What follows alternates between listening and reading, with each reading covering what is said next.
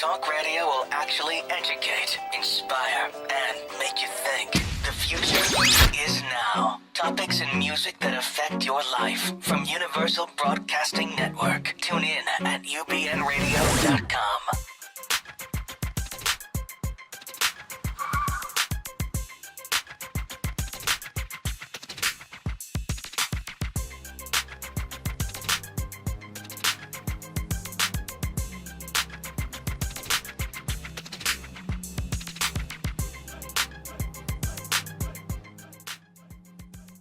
It's time for the Bonnie Sher Show, a whirlwind of wit, wisdom, celebrity, and the boomer life.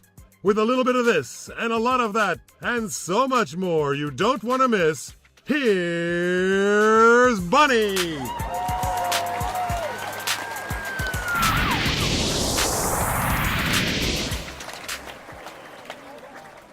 I love that every single time I hear it. Well, hello there and welcome, new friends and old.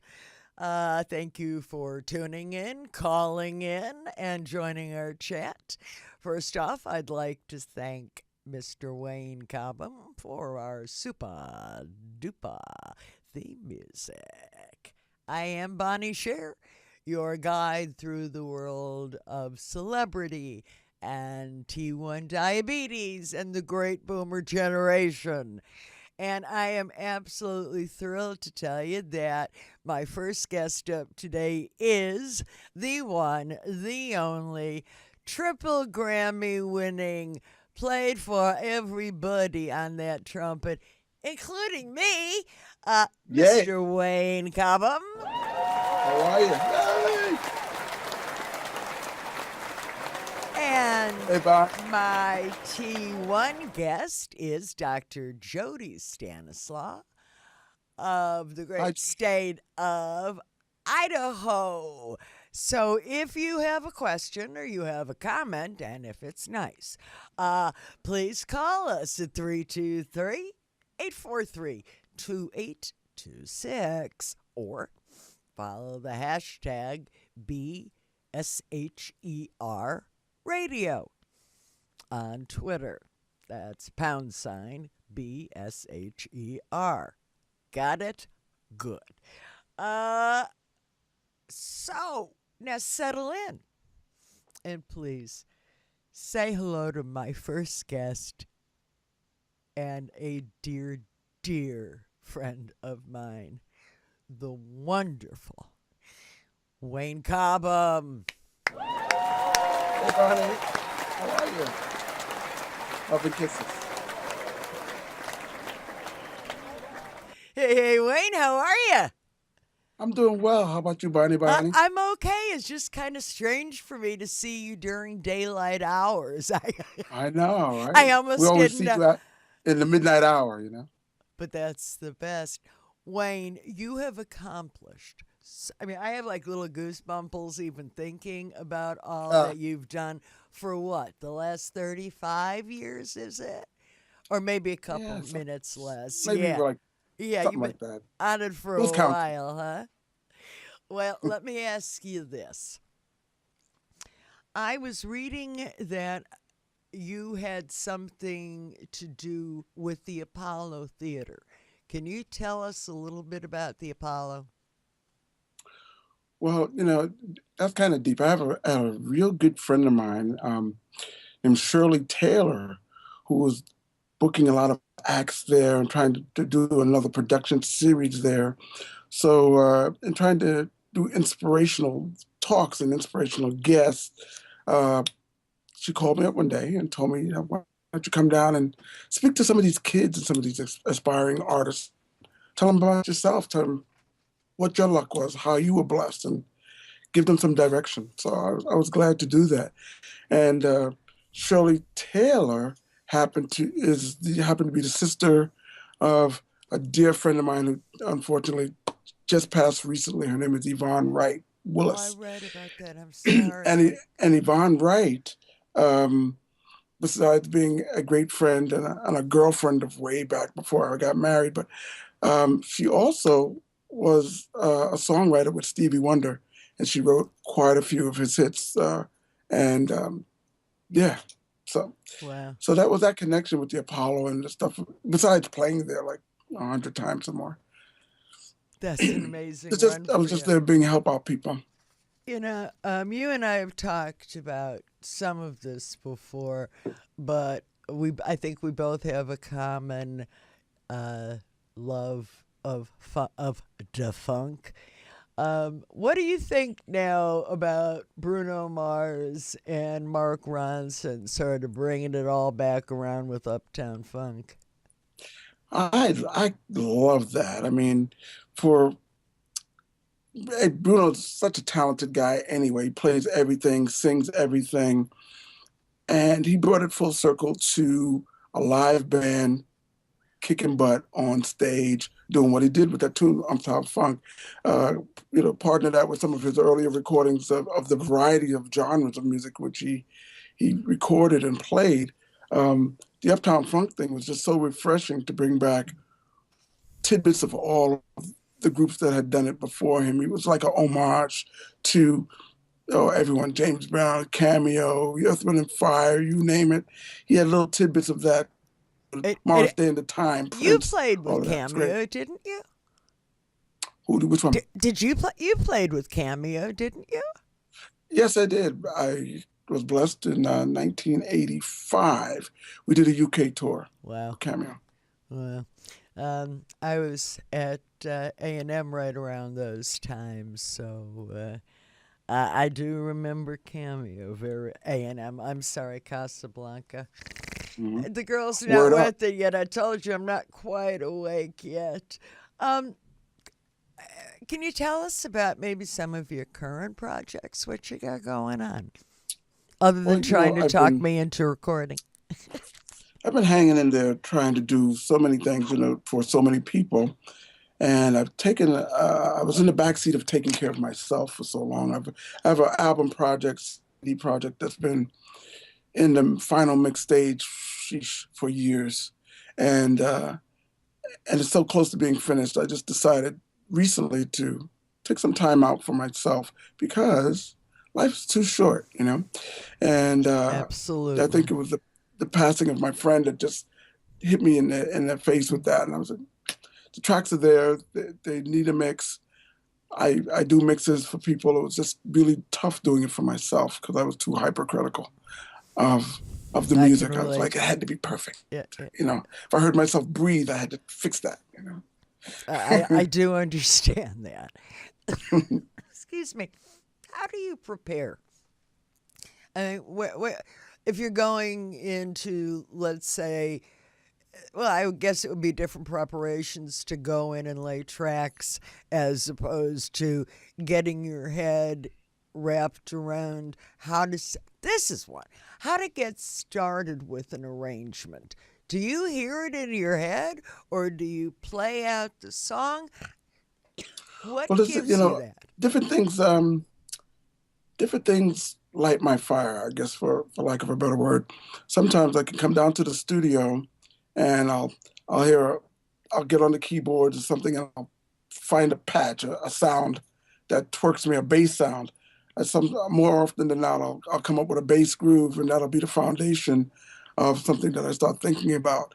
And then once I have a excerpt of bass groove, maybe 8 to 16 measures of that groove, then I will get on and come up with a drum part. I have a drum cat and some octapads around here that I'll just bang it out and put that down.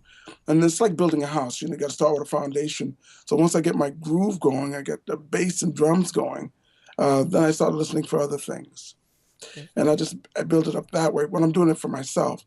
If I'm doing it for an artist or if I'm doing it for hire, as it were, it might be totally different. I have some tracks people have sent me that they want to play on or add something to. Mm-hmm. And in those cases, my first thought after I listen to the music is to go back to the artist and ask them, what do they hear? What are they looking for that they feel I can add? Mm-hmm. And once I get that perspective, I try and see if I can fulfill it. Would you say that, let's put it this way, how many artists are really aware of what that is? I mean, they're young artists. I don't know if they have the chops to hear it. And then, as we mature, we sometimes get stuck into an old rut. Are you, can you get in there and work with? Because I know that you were music director for Mr. Vick for how many years? For the last 6.5 years of his life, I was the MD. And I was in the band about a good 10 years with him. Wow. And he taught me a lot. It's a different concept now. Well, I say that with thought, because back in the day it used to be, if you had an idea in your head, and you wanted to try it out, you'd have to call your friend that was the bass player, your friend that was the drummer, guitar player, and have them all come together at some point and try it out and see if it worked. But the computer age changed a lot of that, made it a lot more accessible to many people, even those that are not learned as far as musical genre may be, but they have talent or they hear it in their head. Mm-hmm. They now have the capability of getting that idea from their head out to the public. And that's been important, and in the success of a lot of people. I see also, I've read, you told me, that you were involved on Michael Jackson's recording, and that one of your Grammys has to do with more technical things than I can even spell. So, can you... I'm sorry. That's just not my bailiwick. I just like to sit and listen. You figure out how to do it, and I'll know how to enjoy it. So could you tell us a little bit about what it is computer-wise? Besides, there's kind of like two parts of Wayne Cobham that make one. And I've always been a trumpet player, been a drum and bugle corps player, played in marching bands, and that was and still is a big love of mine.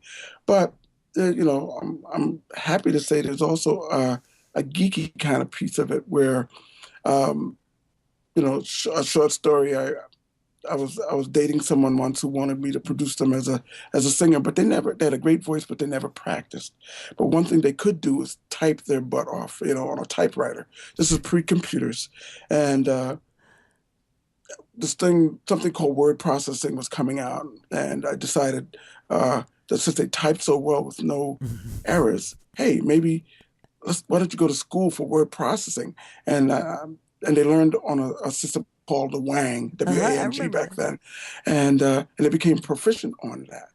And so they were good at it. And so my gift, since it was at that time, I was a girlfriend, of course, and my gift to them for Christmas was to give them a computer so they could start their own businesses, word processing. But I didn't know crap about a computer. So I said, tell me about your computer. Well, they said it had to have 2 5.25 floppies, 64K of RAM, and that's it. It was a computer. I said, okay, great. I had that in my mind. Happened to be on old 48th Street in Manhattan, which was Musicians Row. Mm-hmm. I'm walking past a store called Alex Music, which is a couple of doors away from Sam Ash. And lo and behold, in the window was an Apple IIe computer. It said 64K of RAM and 2 5.25 floppies. It's $2,300. I said, great. That's what she needs. I bought it. Gave it to her for Christmas. She ripped off the paper and said, what's that? I said, that's your computer. She says, no, it's not. That's not a Wang. That's not an IBM. I said, no. You told me a computer. You said 64K of RAM, 2 5.25 floppies. That's it. It sat there for about 6 months, nothing. A good friend of mine to this day, his name is Benny Russell, who put me on the path of righteousness. Benny came over to my house one day with a magazine called Soft Talk. On the cover of that magazine was a gentleman named Brian Bell. Brian Bell was Herbie Hancock's computer programmer. So it was this whole article about Brian Bell programming music or doing music on a computer. My computer, the same one I had in my house. I was like, you could do music with a computer? Just blew my mind. So I started inhaling things. I started reading everything about computer programming, DOS programming, Pro-DOS programming for the Apple. And that led me to starting to do more musical things, turning this little Apple IIe into a 16-voice polyphonic synthesizer onto its own.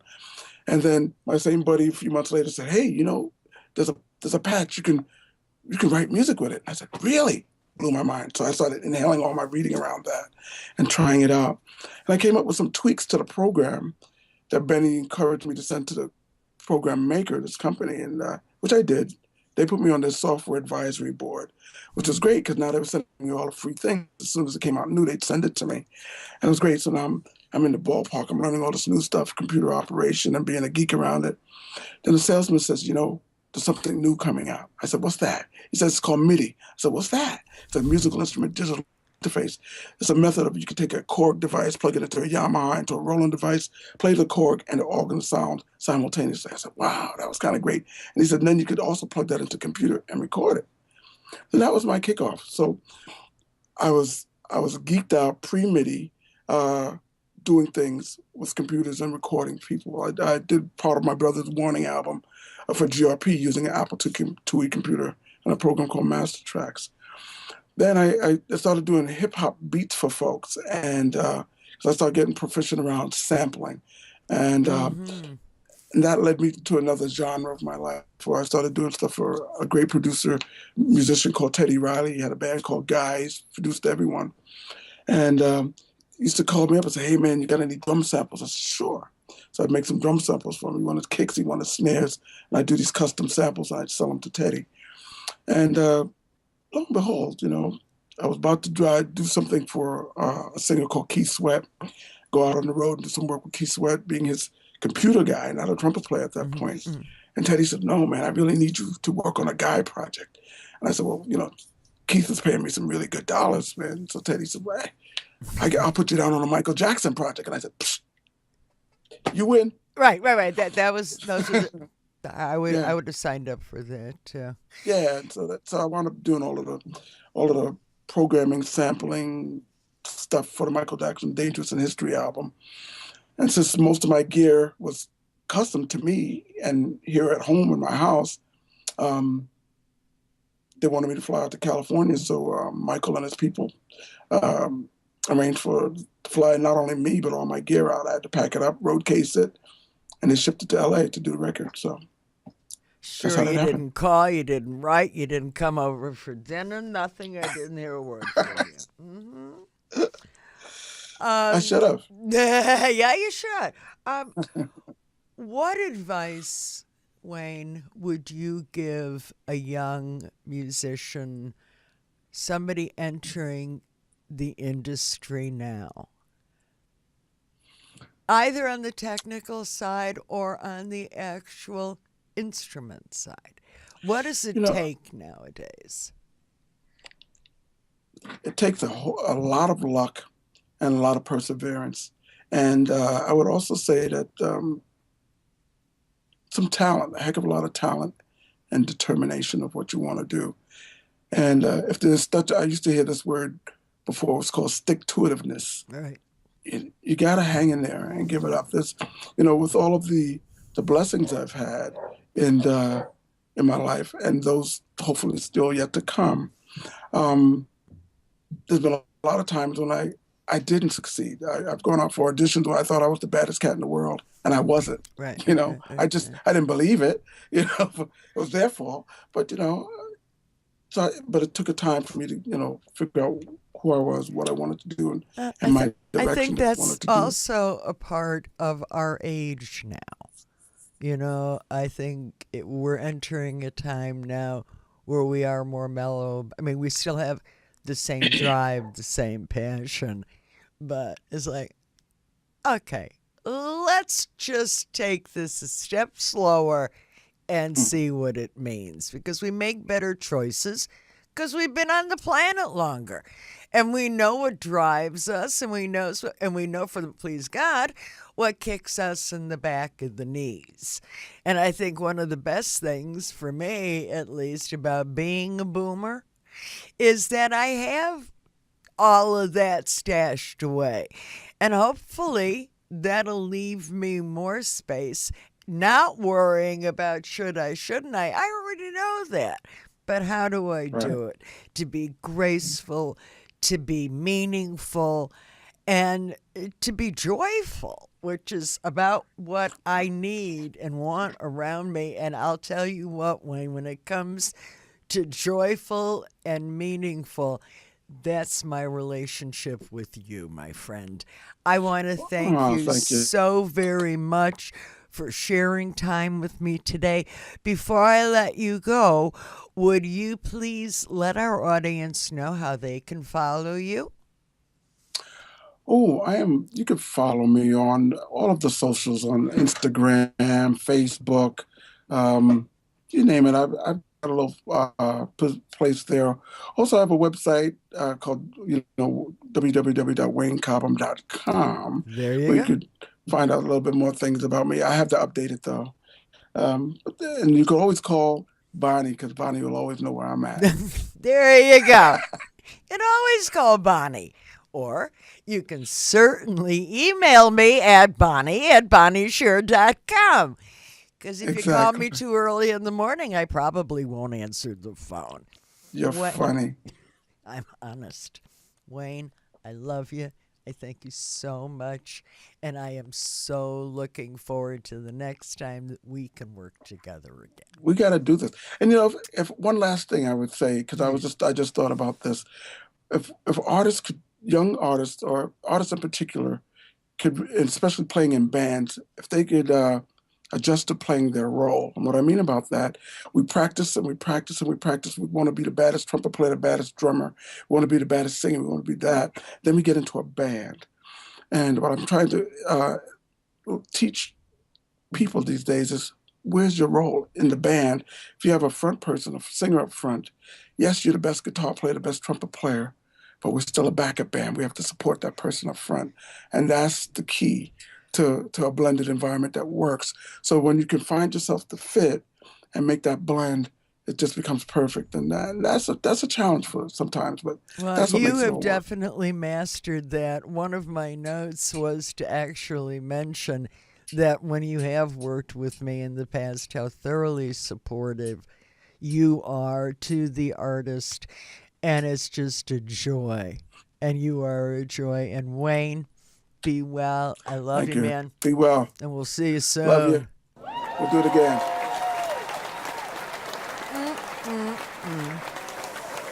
I do loves me some Wayne Cobham. I do. Okay, now if I can make my computer work here, I can continue on with the show. You are listening to the Bonnie Sher Show. And if you'd like to, we invite you to join the conversation. You can call us at 323-843-2826 or follow the hashtag #, see, I can still screw it up, #BSHER radio on Twitter. Coming up, a shout out from my soapbox. That's pretty much my take on who gets it right and who should be terribly, terribly embarrassed.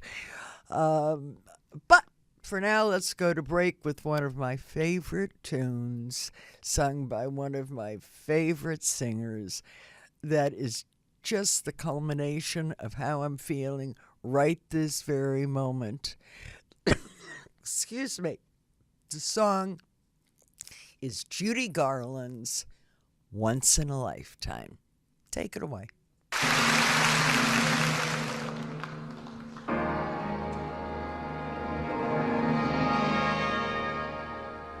Just once in a lifetime,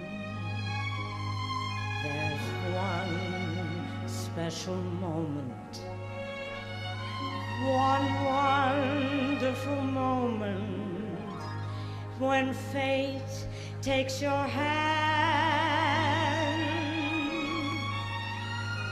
and this is my moment, my once in a lifetime, when I can explore a new and exciting land.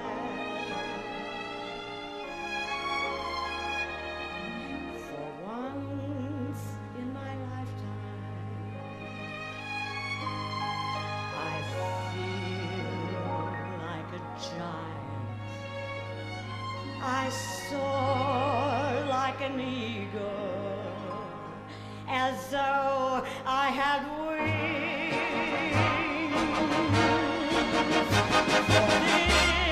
This is my moment, my once in a lifetime. And though it may be just once in my lifetime, I'm gonna do great things. Just once in my lifetime, I feel like a child. I soar like an eagle, as though I had wings. Oh, this is my moment. My destiny calls me. And though it may be just once in my lifetime, I'm gonna do great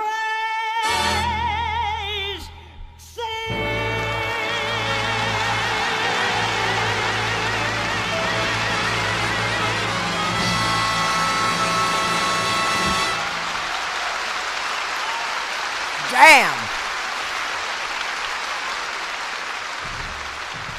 That woman could sing.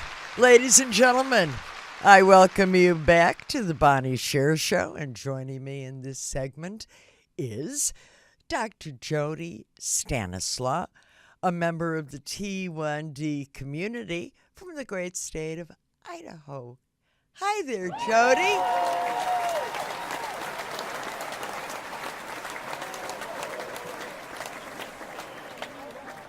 Hello and welcome. How are you today, Jody? Well, I'm really happy to be on your show, Bonnie. Thank you. I'm a little stuffy, I must admit, but otherwise I'm fine. Just don't sneeze on me. Okay.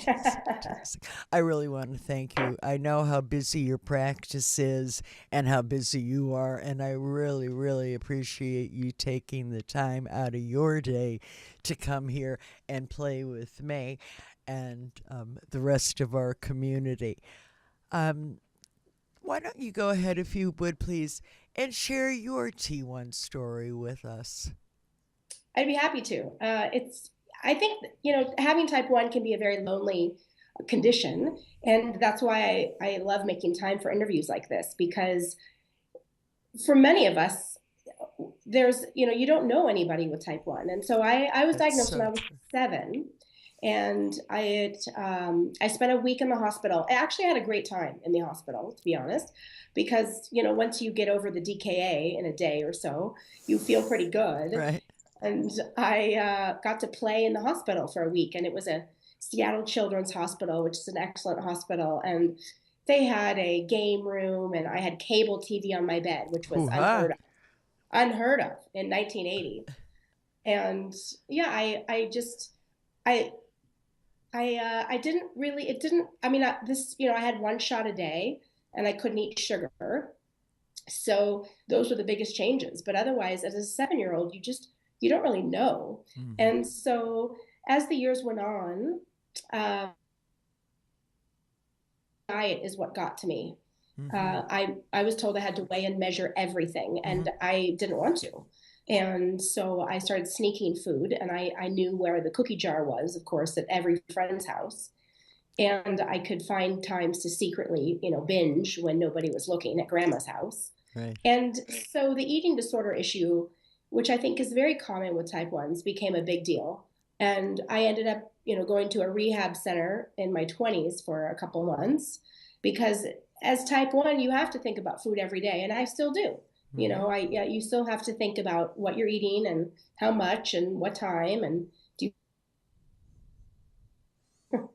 But to be honest, I work with type 1s now all over the country.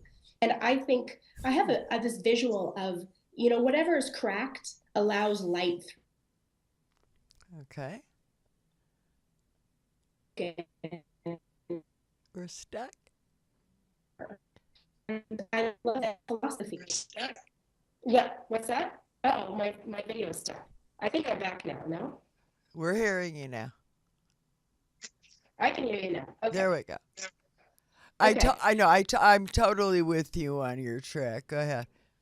Yeah. So just, in everything in life. I love taking what feels like it's breaking you and using it to make you stronger.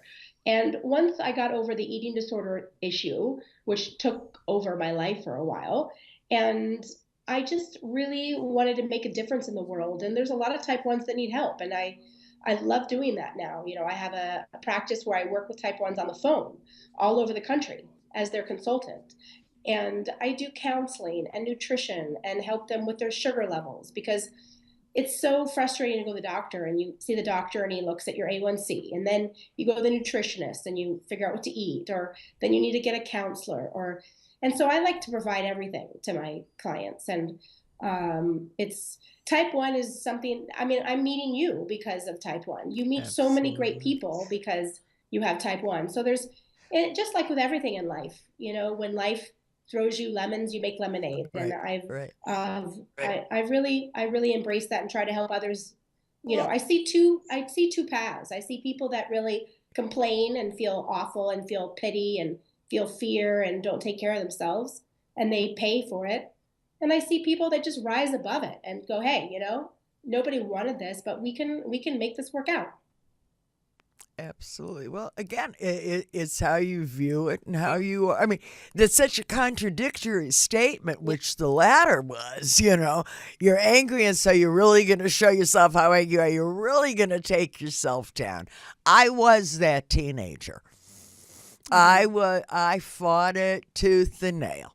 And when I was diagnosed, we had no glucometers. I was dropping tablets, and I did that too. And I was 15 years old, just about ready. I mean, I hadn't been out on a date yet, but I had gone out with other boys and girls together, you know, and while everybody else was having a cheeseburger and a chocolate shake, I was having my green salad with 0-calorie dressing.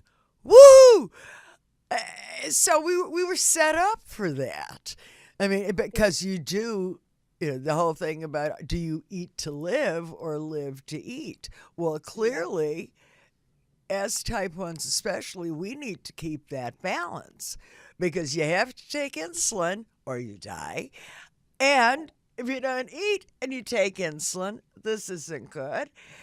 So the whole thing becomes about food, and our whole culture is so based on food. I look on Facebook and I know what everybody had for dinner last night because I saw the picture. You know, so it's something that is given to us. It's supposed to be delightful and nourishing. Now it's a problem. Now I got to count it, subtract it, combine it with fats, and you must be a mathematician, I've come to learn, to have this disease. You know, if you can't count, you don't count. Tell us this, please, if you would, Dr. Jody. What kind of training have you had? How long have you been at this? What got you here? Were you working in? I'm sorry. That week when I was in the hospital, when I got diagnosed, I had so much fun with all the nurses and the doctors were so helpful there. I thought, this is what I want to do. I want to help people feel better. This sounds like a great idea. I was having fun. So, and you knew that at 7? God love you. I did. But then, of course, my teenage years, I thought, well, you know, that sounds really hard. And then that started too much like work. Yeah, I was like, no. I'm like, that sounds awful, actually. Sick people? Pardon me. So I didn't enter med school until I was 30, because it was a dream that started to haunt me the more I ignored it all through my 20s. And I thought, you know, I don't want to go through life feeling like I gave up on my dream and I never tried. But I really was turned off by the Western that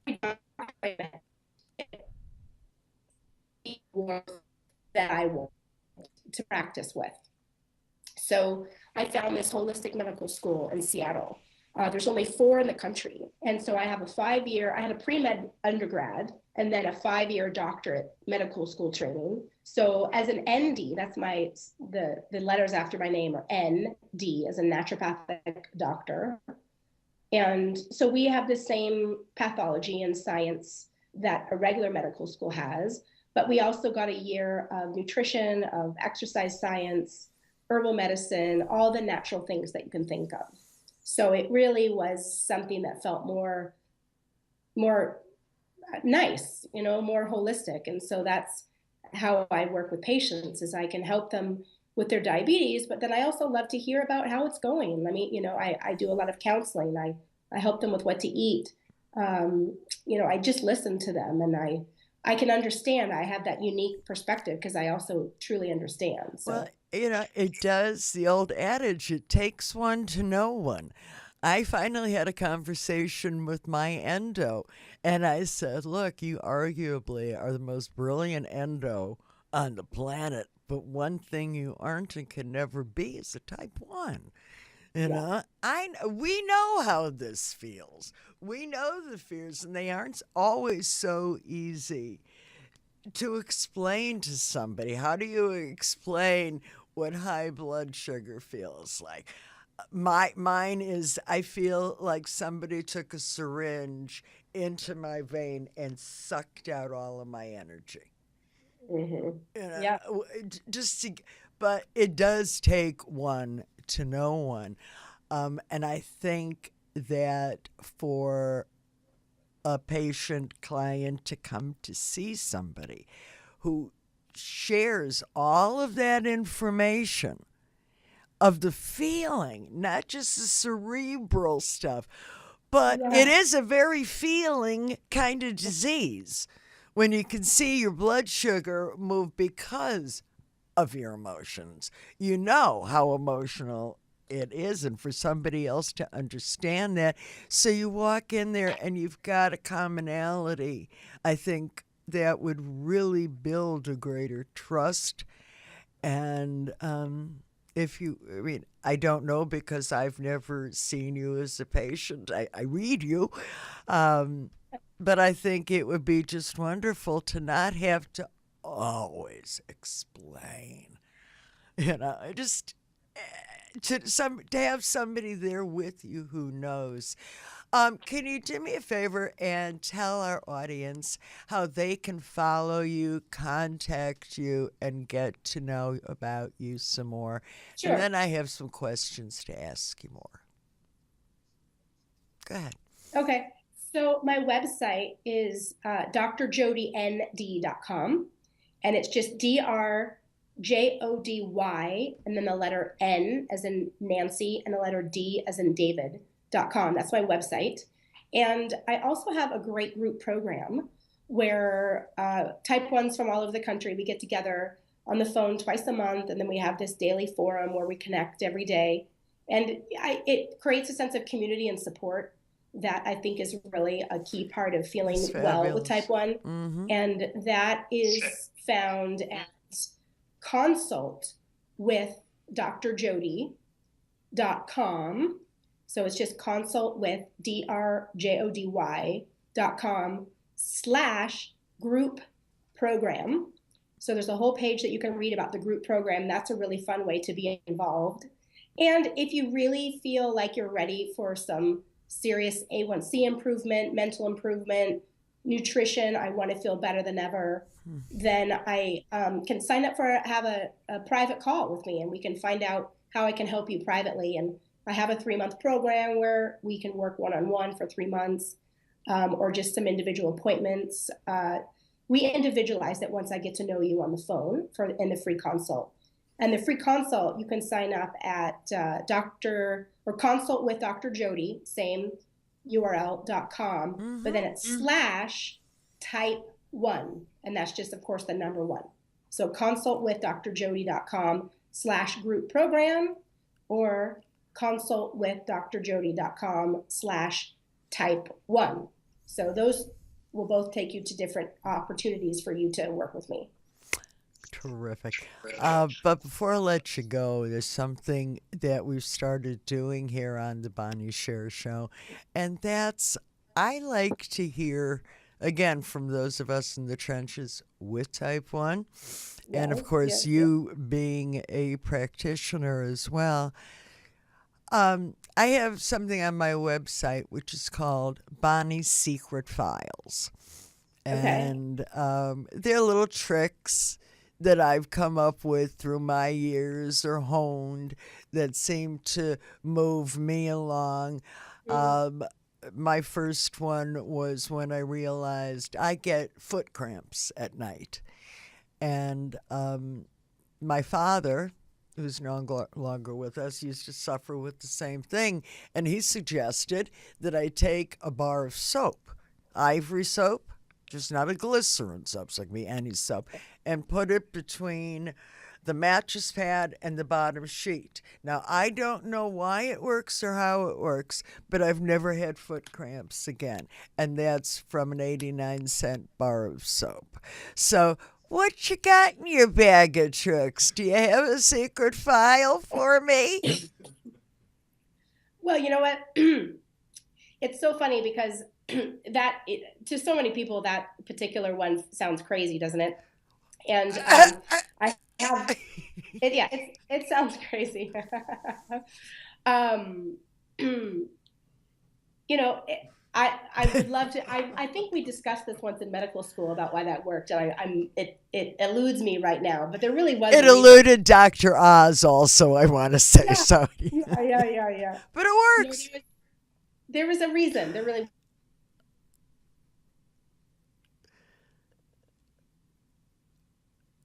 Hey. Which I really wished I knew when I was a teenager, is the fact that the less insulin I have in my body before I exercise, the less likely I'll go low.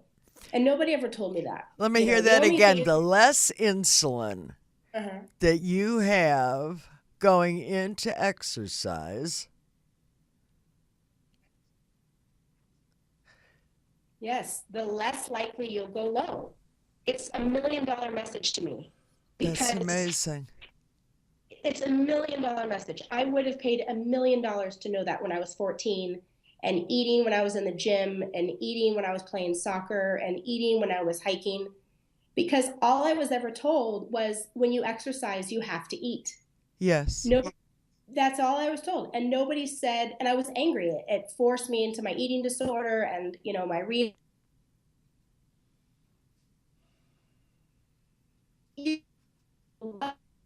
as a diabetic without insulin, right? Because when we got diagnosed, we weren't around all day. You can't go low without insulin. It's insulin that makes you go low. Exactly. So, for example, once you have your basal, there's three most important things that I help patients. And number one is to get your background insulin set correctly. Because if your background insulin is too high, you're going to be low all the time. Right. If your background insulin is too low, you're going to be high all the time. Right. And all you're going to think about, though, is what did I eat? Right. But that basal rate has to be set correctly. That's the first thing I do. Then the second thing is really understanding how to dose properly for meals, because we all know that counting carbs and covering doesn't work. You can't just count carbs, and there's so much more involved in that. So, but when I wake up, I have no fast acting on board. I only have my background insulin, and my background is so perfectly set that it can't make me go low. So I can wake up in the morning and exercise, and not only do I not go low, but I don't have to eat anything. So that's a miracle to me, because that would have saved my life if I knew that when I was a teenager. Yeah. Who knew? I mean, it's the big who knew. Jody, I hate to stop you here because I could talk to you for another couple of hours, and hopefully we'll be able to chat off air. I'm just delighted that you were here with us today. I had a great feeling about this, and everybody who had mentioned your name to me, I owe them all my thanks for introducing us. Thank you again, and you be well. Thank you so much. You too. Thank you.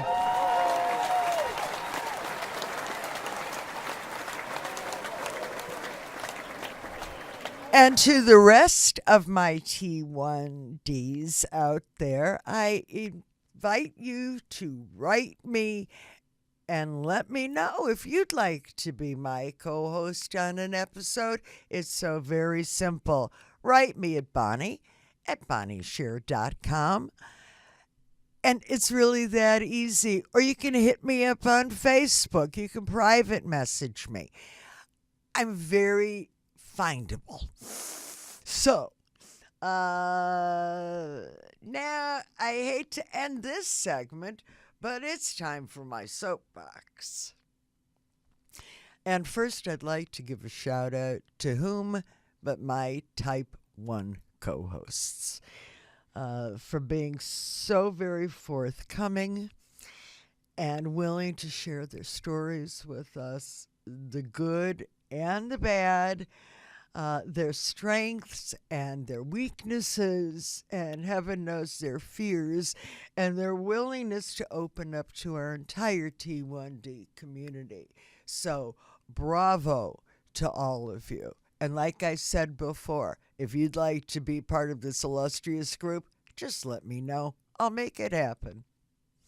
Now, first, I'd like to give that shout out, and next would be my shout down.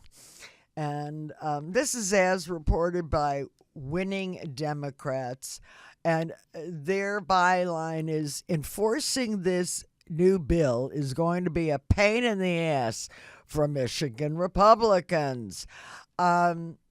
Apparently, the Michigan Republicans have modified an Animal Cruelty Act. Yes.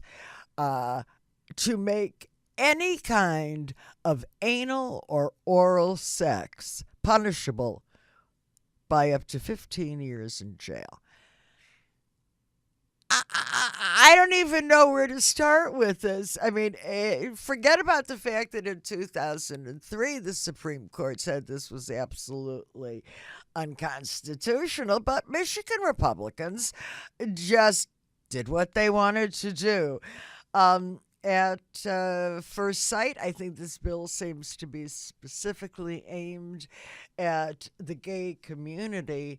However, for heterosexual men and women searching the popular adult streaming site, what do they call it? RedTube, anal sex is in the top 3 search terms, and oral sex is number 2. So, do the Michigan Republicans know this? They might think it's just a new bill is only going to affect homosexual couples. Or maybe they just didn't want anybody to have any fun. I'm not sure. But either way, I feel strongly that they have seriously overstepped their bounds in this new attempt to turn Michigan into a state full of prudes. If you have an opinion, you visit my blog at bonniesher.com/blog and sound off. Well, that's our show for today. I hope you'll return next week for another segment and another 50 minutes of celebrity, type 1 diabetes, and the great boomer generation.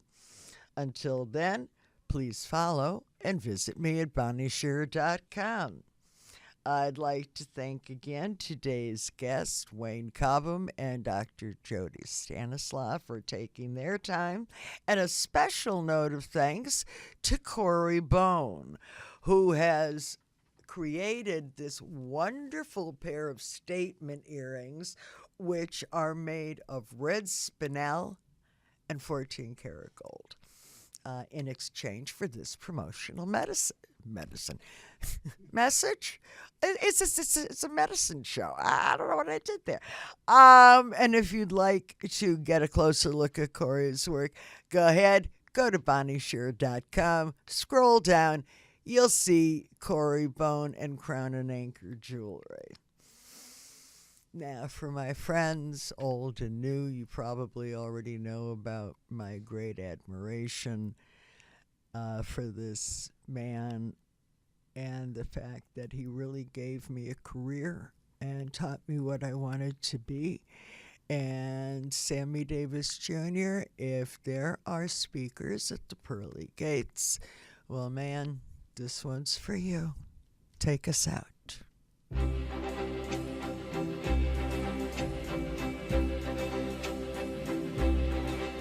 Whether I'm right or whether I'm wrong, whether I find a place in this world or never belong, I gotta be me. I gotta be me. What else can I be but what I am? I want to live, not merely survive. And I won't give up this dream of life that keeps me alive. I gotta be me. I gotta be me. The dream that I see makes me what I am. That faraway prize, a world of success, is waiting for me if I heed the call. I won't settle down, won't settle for less, as long as there's a chance that I can have it all. I'll go it alone, that's how it must be. I can't be right for somebody else if I'm not right for me. I gotta be free. I've gotta be free.